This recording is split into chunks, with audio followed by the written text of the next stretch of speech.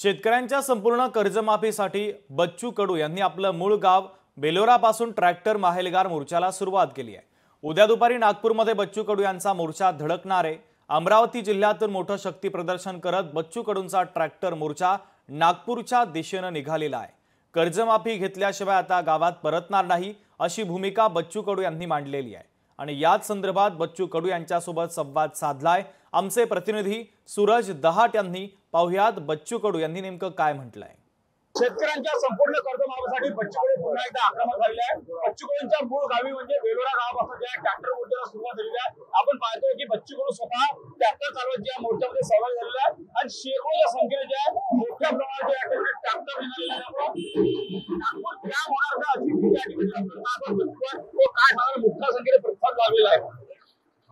स्वतःहून लोक झालेले आहेत, सगळ्या शिदुऱ्या गिदुऱ्या साहित्य सगळे बांधून तयार आहे। आता मागण्या पूर्ण नाही, आम्ही येणार नाही। निर्णय घ्यावा लागेल सरकारला, त्याच्याशिवाय आम्ही परतणार नाही।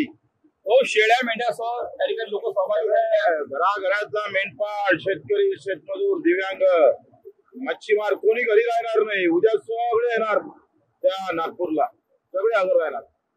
आज सायंकाळचं आणि उद्याचं कसं काही या ठिकाणी आज संध्याकाळी आम्ही वर्धेला मुक्काम करणार आहोत आणि उद्या सकाळी 9 वाजता निघणार आहोत। तो काँग्रेस पक्षाने देखील पाठिंबा दिलेला आहे। आभार मानतो काँग्रेसचं, खरं तर पहिला राजकीय पक्ष आहे ज्यांनी पाठिंबा दिला, त्यांना धन्यवाद। आता वापस नाही, परत नाही, माफी शिवाय शक्य नाही। छातीवर गोळ्या जरी घातल्या तरी आम्ही परतणार नाही। तसं आहे, धोरणामुळे मरावं लागतं, आता तिथं मरू।